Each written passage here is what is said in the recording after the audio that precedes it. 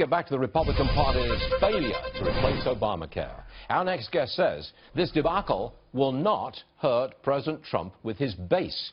Pastor Robert Jeffress joins us now. Pastor, let me bring this to your attention right from the get-go, and I'm sure people have said this to you before. The failure on Friday means that we are still funding Planned Parenthood. I don't think his base wants that. The failure on Friday means that we're still paying Obamacare taxes, still paying high deductibles, still paying high premiums. I don't think the base likes that.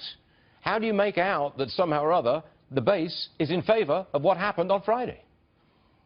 Listen, the reason, Stuart, that evangelicals turned out by the largest margin in history to support President Trump was because of his commitment to select conservative Supreme Court justices, defund Planned Parenthood, and protect religious liberty. And as long as he delivers on those issues eventually, I think all of this disappointment over the failure to repeal Obamacare will dissipate very quickly. It's amazing, Stuart, how one or two conservative Supreme Court picks will cover a multitude of sins with evangelicals. And by the way, as far as Planned Parenthood, there's more than one way to defund Planned Parenthood. But where I differ with you is, I don't think evangelicals are so narrow in their voting patterns. It wasn't just Planned Parenthood and conservative Supreme Court justices. It was also jobs and prosperity and growth and lower taxes and less government.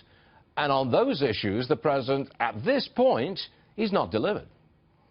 Look, I was in a number of meetings over the last 18 months between evangelical leaders and President Trump, and never once did the repeal of Obamacare ever get mentioned as a top concern among evangelical leaders. And look, Stuart, I think what we need to understand is look at this more positively. I think it's good that President Trump stood up to the Freedom Caucus. They were getting ready to pull him into a very unpopular position of repealing and removing some of the most important provisions of Obamacare that people happen to like covering pre-existing conditions and keeping their kids on the policy till age 26. Had he been held hostage, I think it would have been devastating. I'm glad the president stood up to this group. I think it portends of a positive future for other deals. The Freedom Caucus, the conservatives, turned down a partial fix of Obamacare, and what we've got instead is full-on Obamacare. Taxes, deductibles, premiums, you name it, we've still got it as far as the eye can see.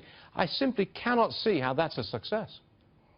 Well, again, I don't think it's over. I think he eventually will get this done, but I think he's wise to cut his losses with a losing hand he was dealt and to move on to more important issues right now, like tax reform. Do you think it don't delays get discouraged, tax reform? Stuart. It's not over yet. I'm not discouraged, and it is not over yet. You're quite right, Robert. And I admire your attempts to cheer me up and get my blood pressure down. I understand these things. I know you're praying for me, and I thank you very much indeed. But tax cuts could be delayed because of this debacle on Friday.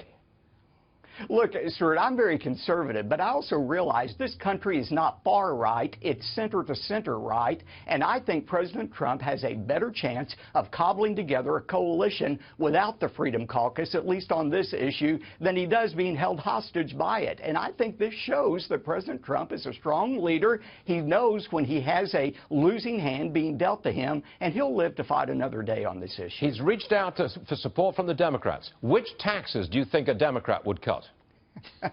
Well, Stuart, you're the economist on this, so I'm not going to pretend to play one on TV, but I'm not giving up hope at all. This is just the first 60 or 70 days. There's much more time to And go. if the Democrats come into the coalition, do you think that they will defund Planned Parenthood?